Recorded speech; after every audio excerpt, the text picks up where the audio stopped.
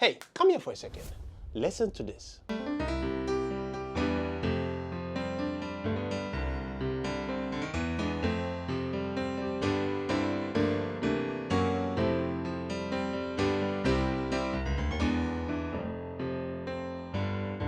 You hear this and you're like, wait, how? Simple. Passing chords. Now take a pen and paper. So what are they? Think of it like this. You are driving from point A to point B. I mean, you could just go straight. Or you could take the scenic route. Maybe a little detour that makes the journey more interesting. Passing chords are that scenic route for your music. Let's think of the word pass as to move. Meaning you don't stay there for long because you have a destination in mind. They are little transitional chords you sneak in between your main chords to make everything flow better. They are usually quick, just a beat or two, and they are like glue that holds your chord progressions together, but with style. Guys, let me play a simple chord progression for you to hear, right? C, G, A minor, F. Right. You hear that, right? It's nice. But it's a little plain. Now, you know what? Let's inject some magic. The same progression. C, G, A minor, F. Woo! You see that?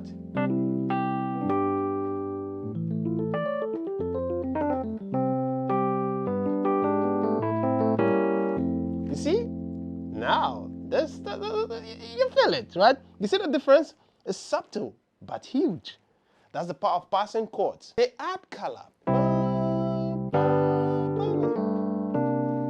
You see? Exactly. They create tension that resolves beautifully, and they just make your music sound expensive.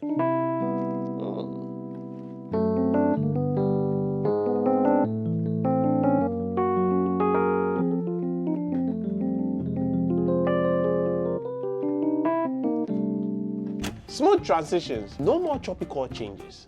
Passing chords make everything buttery smooth. Harmonic interest. You know, they add that layer of sophistication, or what can I say? Your friends will be like, whoo, when did you get so fancy? Tension and release. They create that satisfying musical push and pull that keeps listeners engaged. It's like a mini story in every chord change. Melodic flow. They help your individual notes connect beautifully. All right, enough talk, let's get to the keys. I'm going to show you 3 super easy and super effective passing chord techniques you can start using today. Now, this is probably the easiest one to grasp. Now, let's say you are here, and then you are going from one chord here to another, and there is a whole step difference. Listen carefully. The whole step difference, that means 2 half steps between their roots. So this is the first note, this is the root, and this is the second note, this is the root. But you can see that it's a whole step, right? 1, 2. Exactly. That means that you can literally pass through the half step in between before you go to the next note. So watch. So the same progression I was playing, right? So let's say we are in C major, and then we are going to D minor.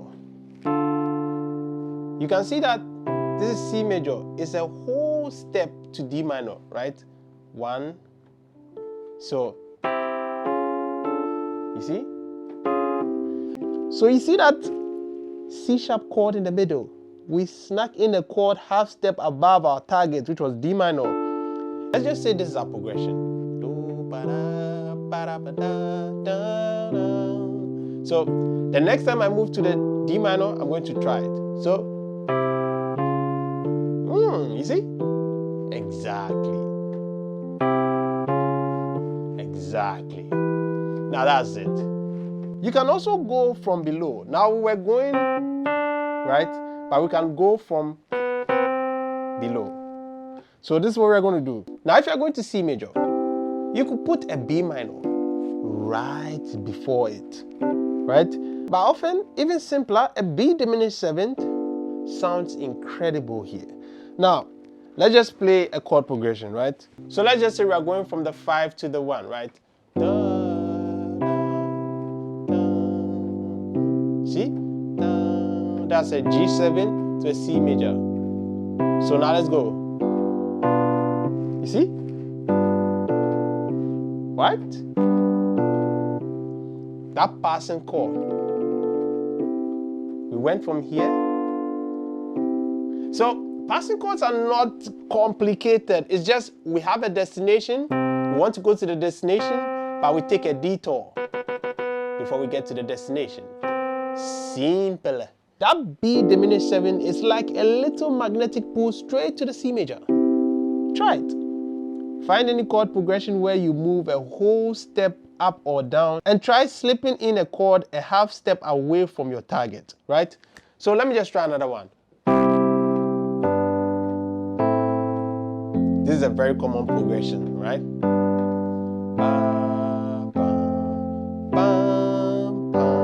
This is a whole step. So, you see? Right? I played a diminished there. Ah, that was nice. So you could experiment, right? I went here, I tried to play a half step by a major, but sounded, Then I said, okay, fine, let me try a minor.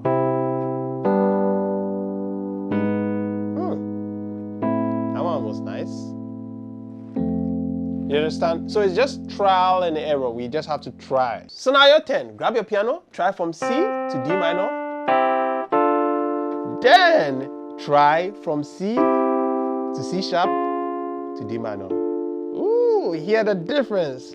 It's instant sauce. This one sounds fancy, but it's super logical.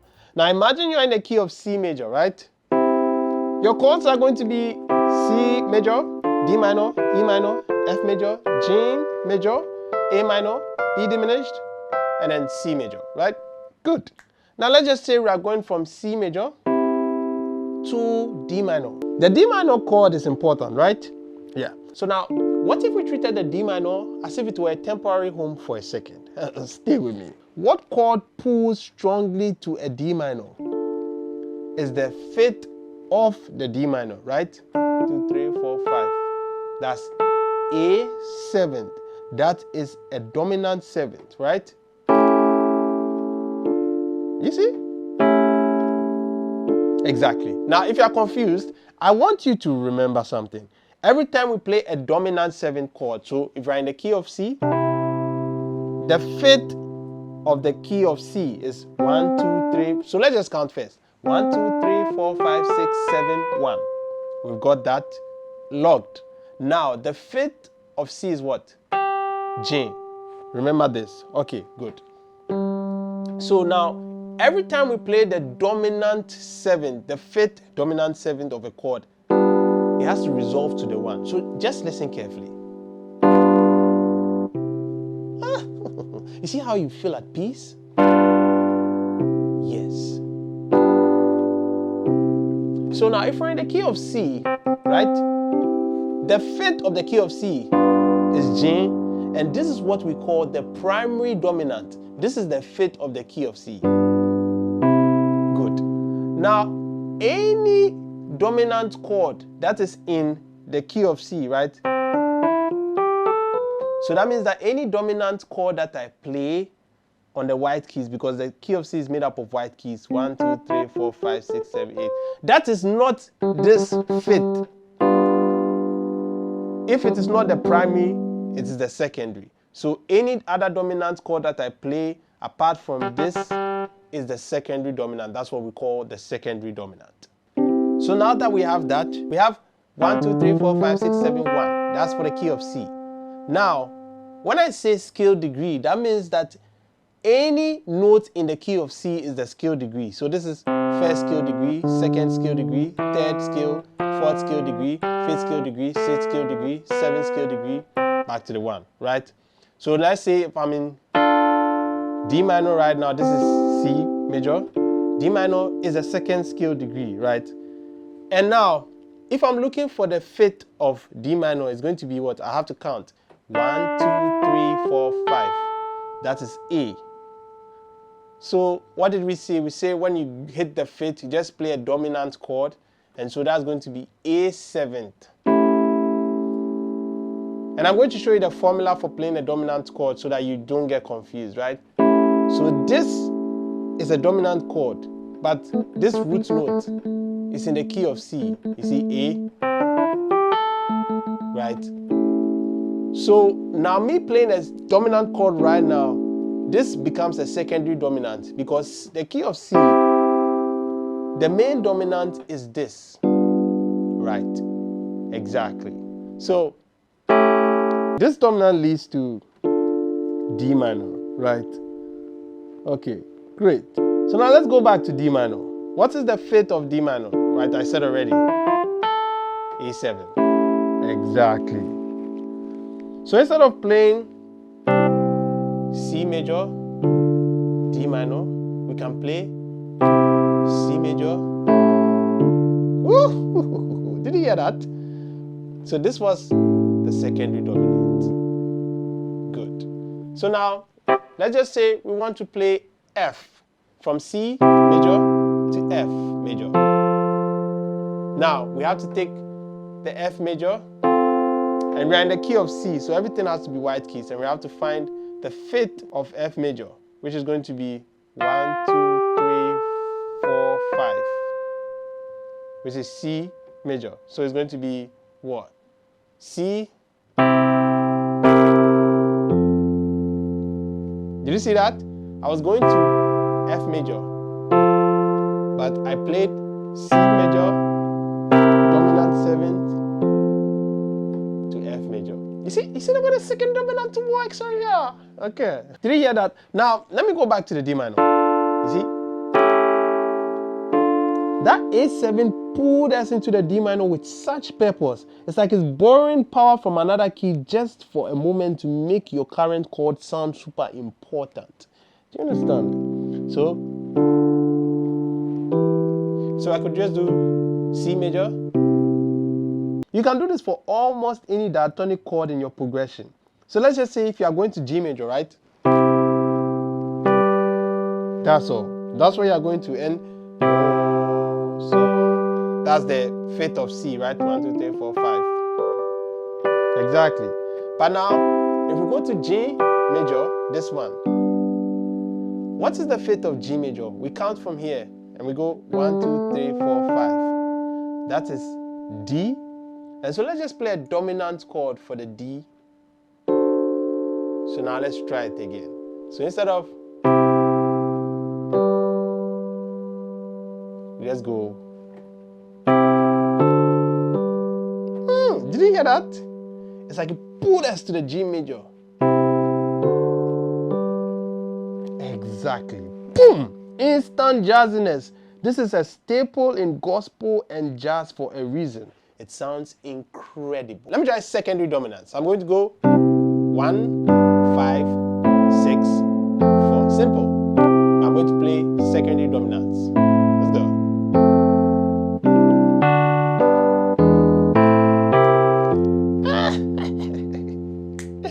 Thank you. Okay, this one is a little more advanced, but it's pure gold. It's like the hallmark of jazz piano, and it's surprisingly simple to execute. Remember our standard 5-to-1 cadence? Key of C, it's G7 to the C major 7. Now the tritone substitution says we can replace the G7 with a dominant 7 chord whose root is a tritone. 3 whole steps away from G. So now let me explain. Now what is a tritone? Tri means 3.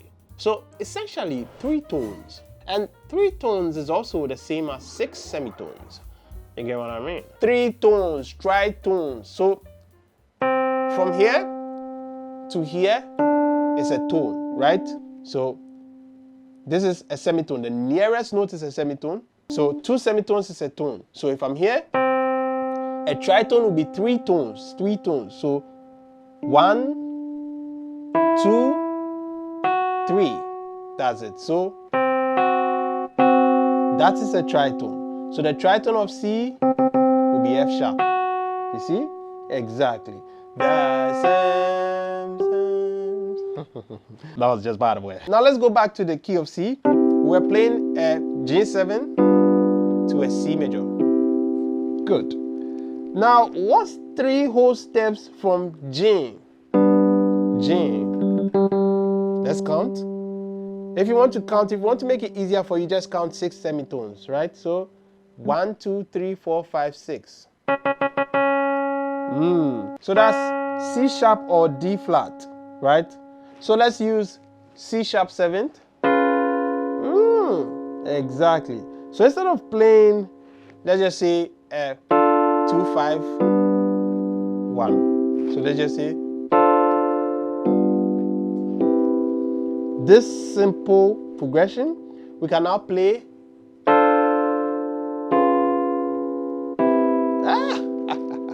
Do you feel it? What can I share? Let's go again. 2, 5, 1. So I could do 2, 5, 1. 2. Now the tritone, I was supposed to go here, right? But I counted 1, 2, 3, 4, 5, 6. Then I played the dominant 7 here. So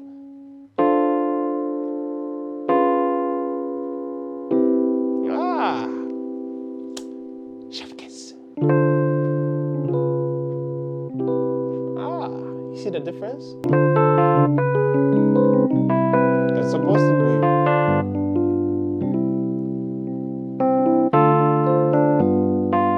I'm going. See? I'm going.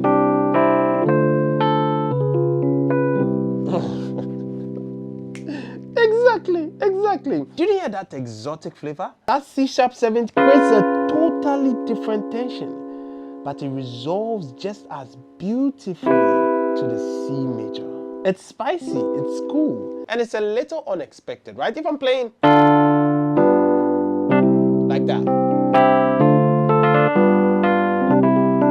then I go. And it screams, I know what I am doing. The reason it works is that the G7 and the C sharp 7 share some notes. Watch carefully. This is the C sharp 7. See? This note and this note. You see? You see? Exactly. They share very important guide tones, the 3rd and the 7th, which means they both naturally lead to the C major. Mind blown, right? Now your homework, piano legends. Pick a simple song and take a song you already know, the basic progression. Now let's go. Spot the opportunities. Look for whole step between chords for the half step approach. Also, look for chords you can apply secondary dominants to. Experiment. Don't be afraid to try different passing chords. Play them. Listen to them.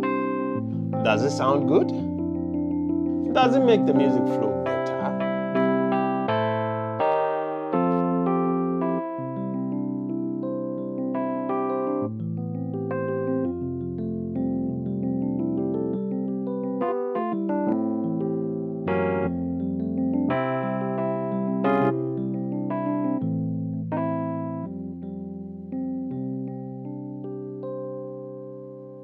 The key is to listen. Your ears are your best guide here. Now, you see how much richness and movements these little chords add? Listen, they don't change the fundamental song, but they make it sing. Now, if you found this video helpful, smash the like button. And of course, leave a comment telling me which of the passing chord techniques you are excited to try first. And of course, if you haven't already, subscribe for more piano awesomeness. And also to see music theory demystified. And if you also want to get the chance to hop on a call with me, join the waitlist. The link will be in the description. Keep practicing, keep experimenting, keep making beautiful music. I'll catch you on the next one. And until then, be creative.